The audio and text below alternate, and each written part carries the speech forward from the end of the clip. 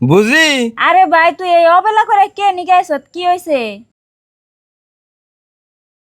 বুঝি তোমার কাছে আমি একটা দরকারে আইছিলাম। ভাই কি দরকারে আইছত? বুঝি তোমার কাছে কিছু টিয়া হবো। কে রে ভাই, কি এর জন্যে?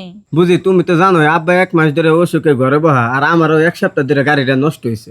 আমার কিছু টিয়া দাও না, আমি বাড়িতে বাজার করি গে। আর মা তোমার ঠেনে পাঠাইছে টেহার নিগে। আমার কাছে তো অমনি টেহা নাই কে। তোর ভাই আমার একটা শাড়ি কিনবার নিগে কিছু টেহা দিছাল, ওই টেহা নিয়ে যাই বাজার করগা। হবো বুঝি, তাহলে আমি যাই। না যাইস না, আইসত যদি তাহলে কিছু খাইয়া যা। না গো বুঝি, আমি খাম না, বাড়ি ব্যক্তিতে না খেয়ে রয়েছে। আমি যদি এটা খাইয়া যাই তাহলে কেমন হবো কৌছেন? তার কি কাম আছে? আমি টেয়া দিয়ে বাজার করে বাড়ি ব্যক্তিতে একসাথে খাই গে। কবো তাহলে যা। ভাই ও ভাই, কি কস? বেলা কয়টা বাজে? এখানে তুমি ঘুমে থেকে উঠা পরে এখানে ঘুমাইছ? আর কইস না রে বটে, মা তো আমি এই সর্দি ভাল লাগে না। কি হয়েছে ক? এখন মাত্র শুরু, আর কয়টা দিন যাবার দেও, দেখবা বাইতে কি হয়।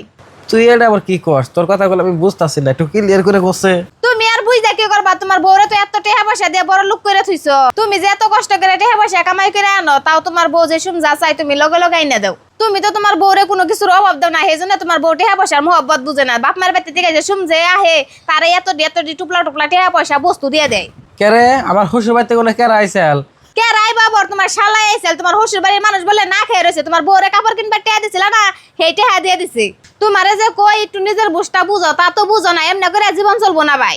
যেহেতু ভাই তোমার বউ দুদিন পরে পরে তোমার শ্বশুর বাড়ি টাকা পয়সা পাঠাই, তাহলে এক কাম করো, তোমার শ্বশুর একবার এবার তাই নেই ভালো, তাইলে টাকা পয়সা দেওয়ার দরকার কি?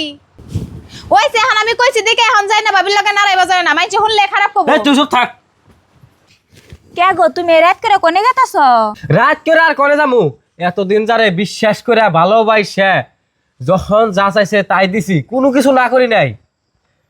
রোদে পড়ে বৃষ্টিতে ভিজে কামাই করি আমি, আর আমার এত কষ্ট টেহা তুমি বলে ইমফিউম্পি হেস্তাছ, তাও আমি জানি না।